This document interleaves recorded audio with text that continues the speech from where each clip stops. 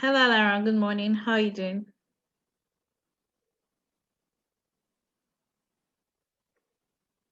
Can you hear me, please?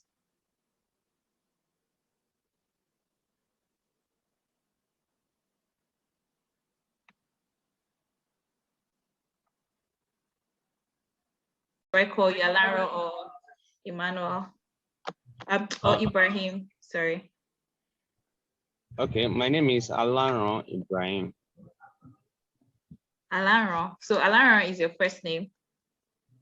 Mm, yes. Okay, fantastic. All right. Very pleased to meet you. How's your week been so far? It's fine, thank you. And yours too? Mine very well. So I think I'm just going to get on with this conversation, and I mean, I'm sure as we're going along, I'd get to know more about you, and then you'd also get to know, I mean, much more about what we do at the Gradient Boost. So I'm just going to introduce myself. My name is Lanre Adeoye, and I'm a tech recruiter at the Gradient Boost. And what we do at the Gradient Boost is that we intelligently match um, companies to curated data science, analytics, and data engineering talent from across Africa. So the purpose of the call is to just learn more about you, chat to you about your most interesting projects in detail, and just get a sense of the kind of opportunities that you are looking out for. Hope that's Okay. fine. Yes, it is fine by me. All right. Oh, So, okay. okay. I am a data engineer with background in machine learning, and I started with going into tech from an ed's background, so trying to fuse ed's with tech. So that was how I went into data science, data engineering, and machine learning. And the project, I saw a message about talking about the project my favorite project, and now I actually did it. So far so good. My favorite project was the one I did last year on Okay. in machine Okay. learning. Can I please pause you there because I would like us to take it like systematically, if you don't mind. Okay, okay. Okay, all right. Um, okay, so I'm seeing that a colleague of mine has just joined the call. I think I'll just wait for him to be in and we can just move on. Hi, Steven. Good morning. Hi, Larry. Good morning. Good morning. Hi, I'm good. I just, as you joined, I decided to just hold on and introduce you to Alara. Alara, that's Stephen. He's teaching assistant at the Gradient Boost Company, and he's going to just join us in this conversation. Hi, Mr. Steven. Nice to meet you. Hi, welcome. All right. So I think as we were speaking, I was just trying to say that we should take it systematically so that it's easy for us to get like the answers from you. So I think we can just start from me getting to know your journey, how you got into data science, and you mentioned data engineering as well. Just take me through that journey, how you got into it, the jobs you have done so far, and yeah. Okay. Can I continue? Yes, please. So, as I was saying, I went from ed to tech, trying to use tech to solve ed problems, especially in using machine learning. So, the first project I did that is still my favorite till now is using machine learning to diagnose breast cancer by simply using some anatomical parameters. Though I'm still planning to upgrade the project to using computer vision and using histology to diagnose the breast cancer. But right now, I have done the project and I have deployed the machine learning model by just using the using parameters and anatomical parameters for now. So I am also working on another project, but it's not in the ed field. It's actually in the music industry. Because right now I'm working as a part-time studio engineer. So I want to build the Nigerian version of Shazam using our own Nigerian applications here. I'm fusing it with trying to dictate music by just recording it just like Shazam works.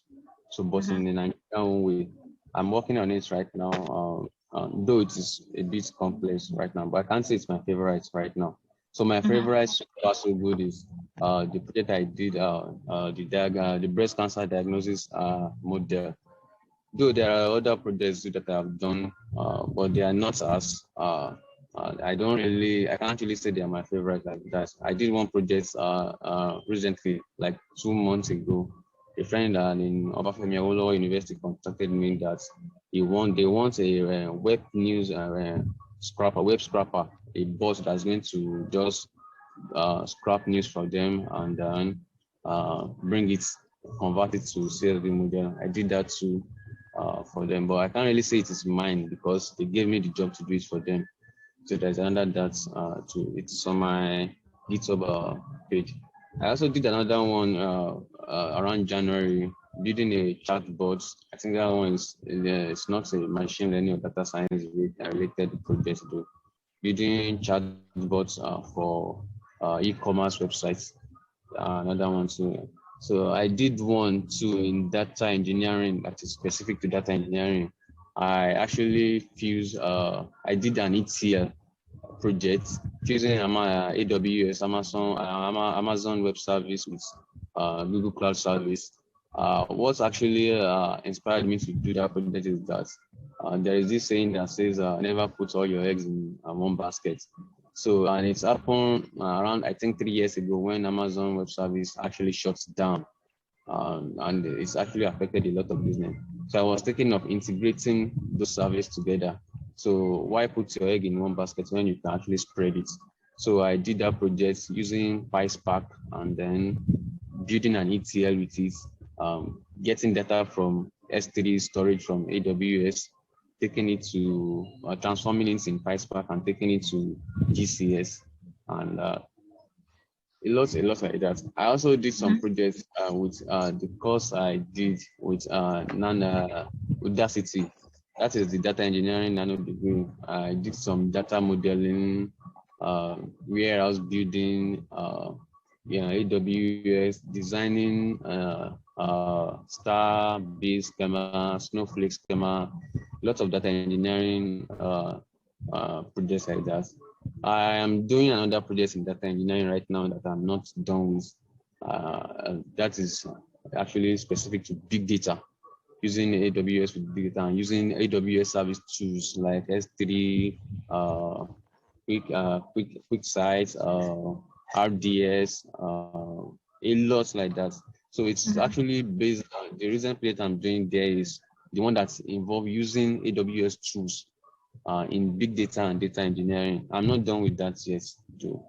So other projects I've done, I've actually done other projects like data visualization projects. I did one around February this year using Tableau to actually visualize COVID-19 data and the rate at which it's spread. I used Tableau to actually do that. But recently I've not been, I've fallen out of love with Tableau recently due to their policy of not making their service easy for Africans. So I'm actually moving on to Microsoft Power BI recently, but I'm not done with that yet. So other project that I did, okay, there is this one I did to, I can't really remember that I used data science to A/B testing. Yes, a particular man around December last year actually contacted me that he wants to do A/B testing for his website, e-commerce website. So I did that one for his website. Though I can't say it's my project, so it's not actually mine. There are other projects too. I think for now, those are the ones I can remember that I did related to data science, machine learning, data engineering. I'm much more familiar with Python, though recently I've been using SQL and Scala these days. due to the fact that SQL and Scala are related to data engineering, and then Scala is more scalable than Python and less bug free. So I've been using Scala recently, but still yet I'm much more comfortable with Python. Let me stop here for now to get feedback from you. All right, fantastic. So I would also, I'm actually interested in understanding your motivation to getting into data science in the first place, because I see that your background is in human anatomy. So can you just let me know why you decided to pursue data science as a career? Yes, why I decided to pursue data science as a career, like I said earlier, was that I was trying to use tech to solve health problems, especially in human anatomy. So that was actually gave birth to the inspiration of using machine learning to solve data diagnosis, breast cancer diagnosis that I said earlier on as being my favorite project up to now. Though I am still planning to upgrade the machine learning to computer vision, I'm working on using CNN, that is convolutional neural networks, and very soon I'm deploying that one too. So that's actually what actually inspired me. I want to use tech to solve S problem. But recently now I realize I have been let's say I've been diverting more to tech and abandoning it these days, because I see that tech is actually very vast and very much more interesting. There are a lot of things to do in tech, but that background is still there for me, and I'm still going to be using it one way or the other. So another thing is Nigeria is actually experiencing emigration of health professionals outside to UK. So health professionals are leaving Nigerians. And recently, the histological aspects, when we go to radiology and we want to scan and do a lot of things. So I want to use a tech using computer vision to or machine learning to diagnose some things without or with little supervision from earth people like that. So that was what I've been trying to do, but I'm drifting away to tech these days. That's what I noticed from my perspective. Let me stop.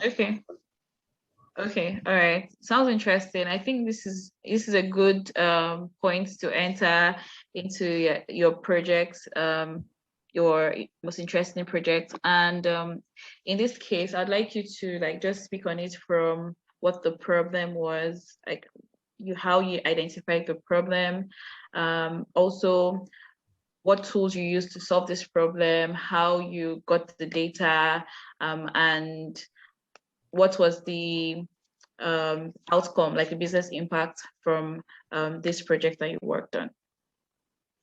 Okay, thank you. What inspired the project, like I said earlier, is the shortage of health practitioners in Nigeria.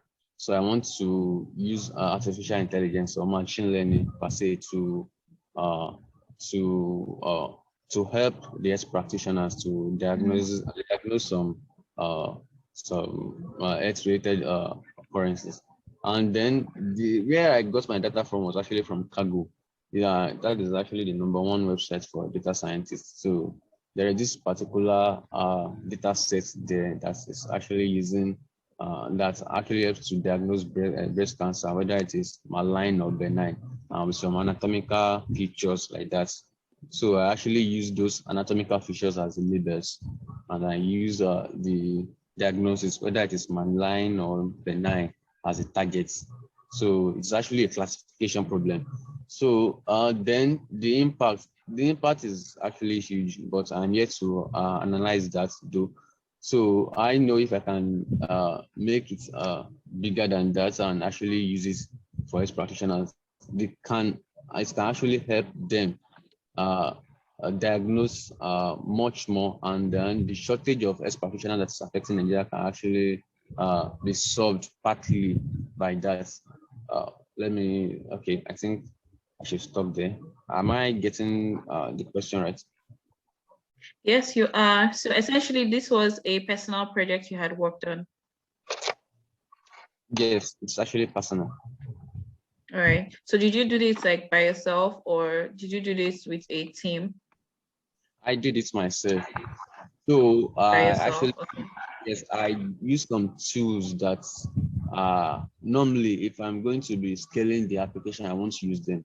The tools that I use are normal. Every data scientist use pandas to do some manipulations and those. So I use pandas. I use this particular one we used to save the models. I can't remember for now.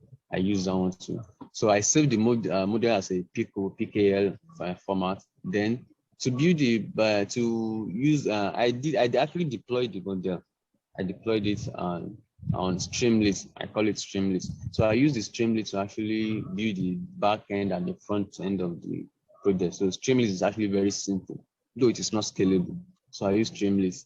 Then I deployed the model using GitHub and Heroku. That is this particular one we call Heroku.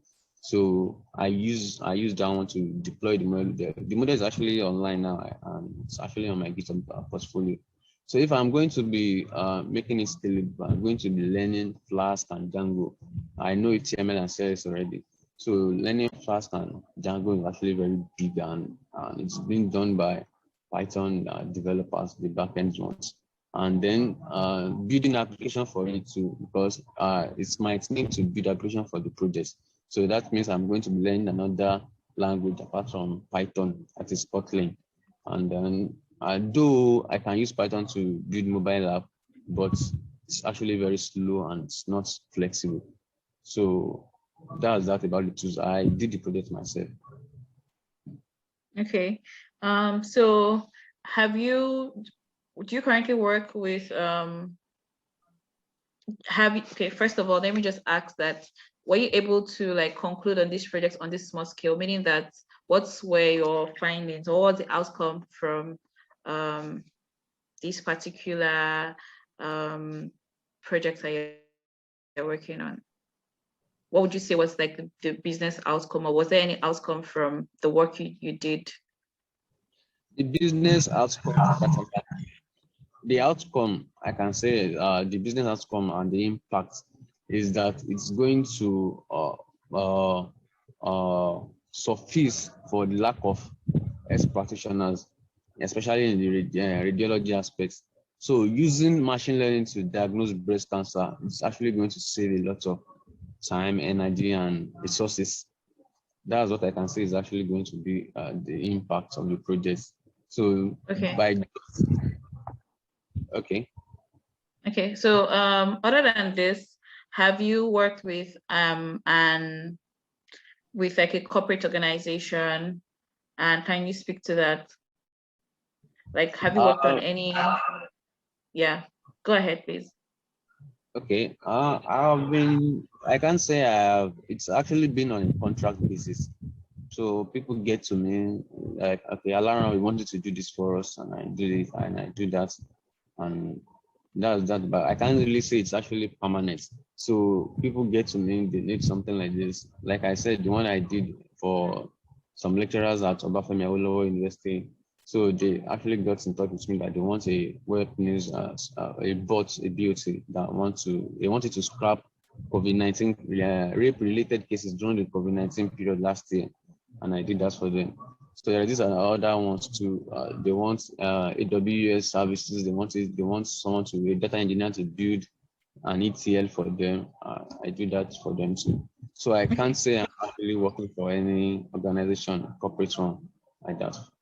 Okay, so I think at this point, I'm just going to add here that you seem to be detaching yourself from the work you're doing, in the sense that once you have contract roles that you have worked on, it is your job. Like, you did it for them, and I would just say that you should own that, because you say you tend to say it is not your project, but the fact that you had contributed to a project means that you can own a part of it. And I'm actually saying this because aside from this other one, the project you did with the like studying breast cancer, and I understand what you are looking at in terms of the outcome. I'll be looking at like on hearing about one of the projects maybe you did for an organization, and also what that outcome was, because in the sense of like seeing end to end, like what your contribution was at some point of whatever project that was, and eventually how that company benefited from that contribution you did. Okay. Thank you for really enlightening me on that. The reason why I don't want to own those projects is actually that those that actually contacted me, they're actually people in my field too, the data scientists and the machine learning engineers. So they actually they got, some of them can't do the project and they're already working for the company. So they actually outsourced, let me say, outsource the project to me or the work to me. That's okay, Ibrahim, do this for me. So at some points, I can't deny most of them actually claim the work. So for me to claim the project to, that's going to be like, it's going to be, I don't know how to explain that. It's going to be somehow for the company realizing that, okay, this is the guy and I don't know how those politics works too. So mine is just to do the work for them. So that's that on that. Okay, so what's the point I'm making is that you don't necessarily have to talk about say the company. It's more about the project you did, because what I want to get is a sense of a project you did on a contract basis or on any basis, but something that had more business impact. But I mean, other than that, let's just move on to talking about. Hello? Yes, Hello? Stephen. Okay, let me just list two of such that I have done for Okay, a particular. Alara, okay, sorry, yeah. There is a pharmaceutical company here in Ibadan that actually operates an e-commerce based service like that. So their customers do go to their website and order for drugs. So there is a data entry officer there that is having problem getting data of the clients every time manually. So I actually automated it for him. Like that is automating data collection process from e-commerce website. I did that for him. There is another one I did for another e-commerce website too. They want monthly reports, like the visualization, their customers, the conversion rate, everything. They want it on their website automatically without doing this manually. So I use Amazon, AWS QuickSight and some Python tools to do that from them. So every month is going to be updating them. And so that there's this actually another part, AWS SNS, I use this to actually send reports monthly to the stakeholders in that organization about how the business is faring monthly. So I think that should suffice for it. Mm-hmm. All right. So where would you say your expertise is in this field? Like, what tools would you say you can use very competently? Yes, I'm going to be listing some tools that I'm very, very good with. I'm good with data science tools, manipulation tools like Panda, PySpark. PySpark is actually used by data engineers because of it is used. We use it in big data. I use Panda, PySpark. I use this third one. I call it Dask for my data manipulation.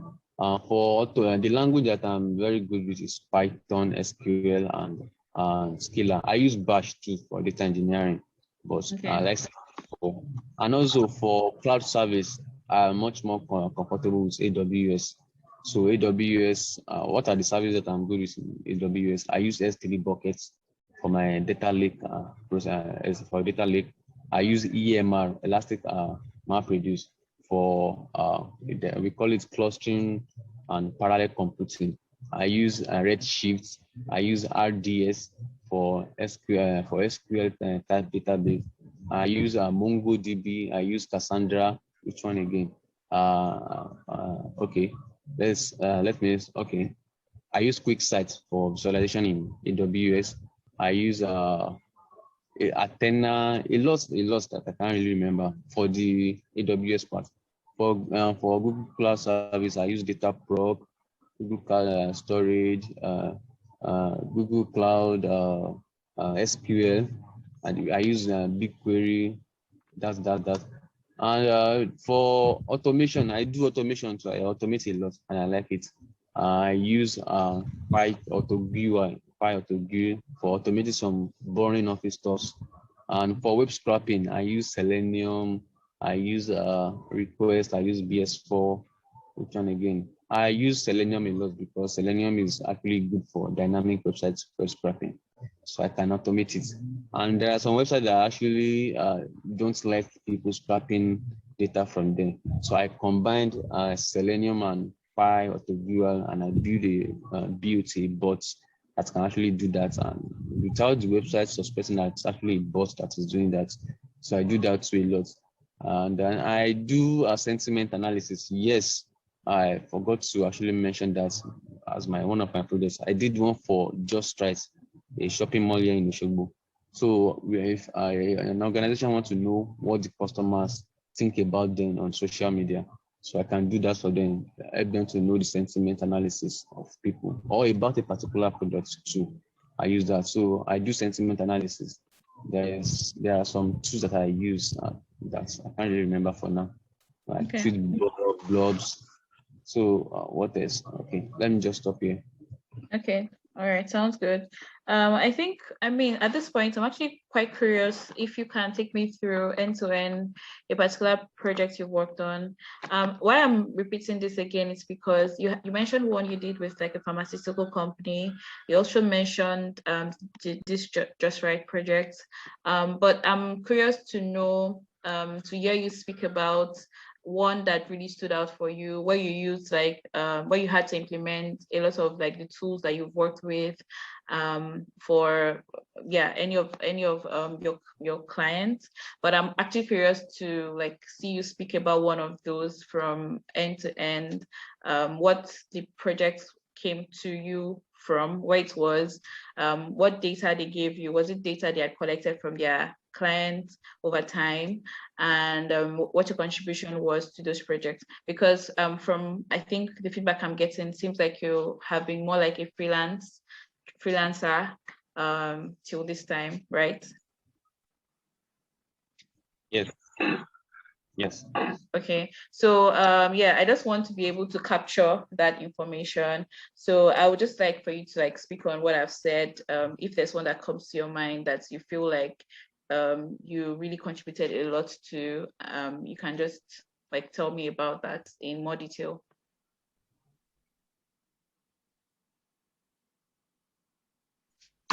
Okay. The project I mentioned recently about the sentiment analysis, the shopping mall actually, they actually contacted me. They wanted to know what their customers think about their services during the December period. That is 2020 last year. So the rating they were getting actually was 2/5 and 3/5, and they wanted to know what is going on. And then so I did sentiment analysis on Twitter, Instagram, and Facebook. So from there, we actually got to know that the way their customer service agents are actually responding to the customers, the clients, was actually what caused the low rating. So when I did that, they were actually able to know where the problem is, and they actually adjust on that. So later on, I was unable to actually go on and do the sentiment analysis, whether it has improved or not. So I think that should do. All right. So how did you carry out the sentiment analysis? What tools did you use for that? Initially I use a Twitter for the Twitter aspect, and there is this particular tool called TweetPy. It's actually developed by Twitter, and it's actually a developer to go on Twitter, scrap tweets, their username, their location, and then after scrapping those tweets, I will convert them to CSV formats. Then there's this particular tool that I use to know the sentiments. I call it tweet blob is going to read that tweet. It's an NLP, natural language processing, an NLP tool, and it's going to analyze the sentiments, check those tests, split them, it's going we call it tokenize. It's going to tokenize those tweets, then tell whether this tweet is positive, it is negative, it is neutral, or it is very positive or very negative. So that's like a 1 to 5 rating. So that one is going to do that, and it's going to then another one. I use this Seaborn visualization to visualize the results. Okay, this is the amount of positive we are, this is the amount of negative, very positive, neutral, and those are the negative tweets. Where are they coming from? Which particular user? What's their location? So the project is that about Twitter. On Instagram, there is this particular, I was unable to get an Instagram a tool. So I actually did it myself. I use this web scraper, Selenium. So I use Selenium and Python to be able to log into Instagram automatically and scrap those Instagram messages. So I will now convert them to CSV file again and use the tweet blog to analyze the sentiments. Then I use Seaborn, which is a visualization tool in Python to visualize the results. So those are the tools that I use. Same thing for Facebook too. Okay. Sounds good. What kind of opportunities are you looking out for? Are you looking out for like full-time remote roles? And also what's like the minimum salary requirements you're looking out for? And also what kind of work style do you prefer? Okay. I am actually looking for engineering role, but recently I've been doing a lot of data engineering projects, and I am much more interested in data engineering because recently I noticed that data science is a bit oversaturated, and data science is actually much more complex than what a majority of us think. But data engineering is actually, though it is evolving too, but it is at the bottom of the food chain and the most important. So I notice I love helping people to get data, scraping for them, and converting into whatever format they want. So I want data engineering roles, but I'm also good with machine learning and data analysis or data science roles too. But I'm much more interested in data engineering role. And then I want remote roles to 100%. Because I can't move to wherever, because where I am recently is in Nigeria, Osogbo, and we have it is actually one of the states that has stable electricity and network provider is good. So Lagos State is actually not comfortable moving to Lagos. So I want remote roles. So I think that's that about that. So in terms of your like minimum salary requirements, what would that be?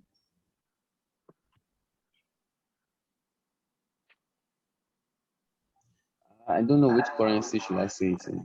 Dollars, please. So you can just give me a monthly figure in dollars.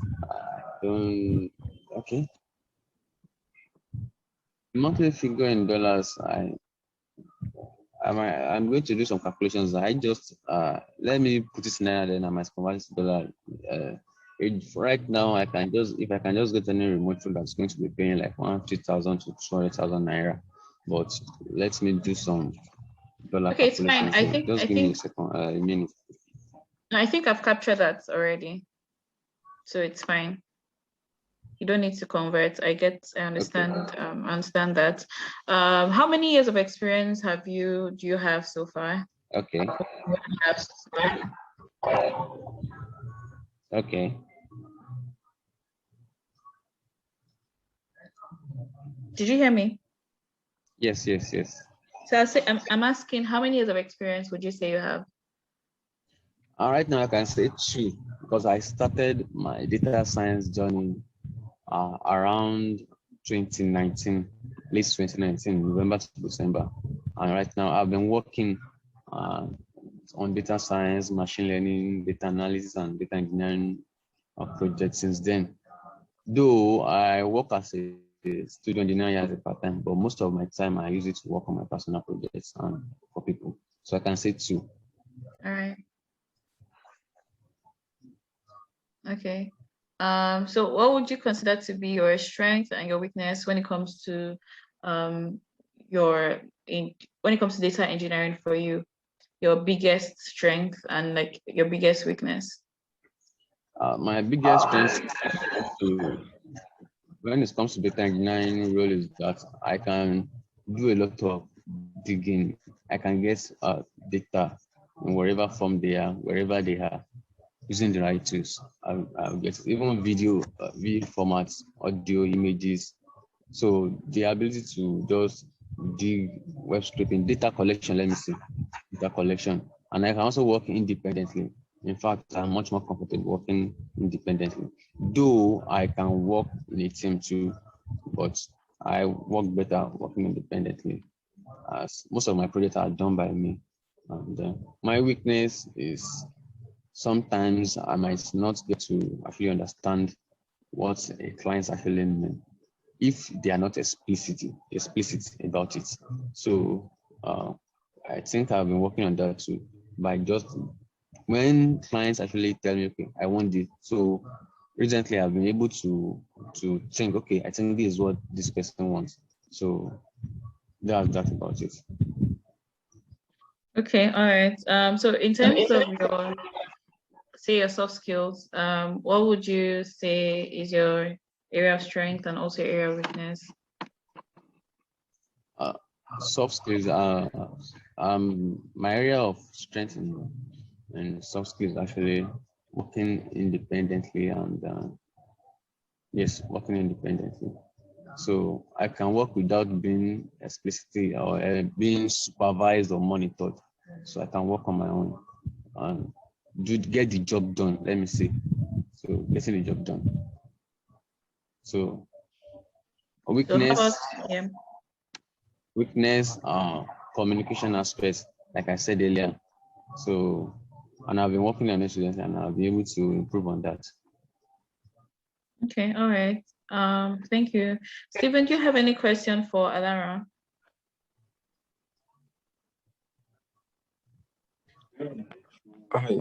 Hi, hello.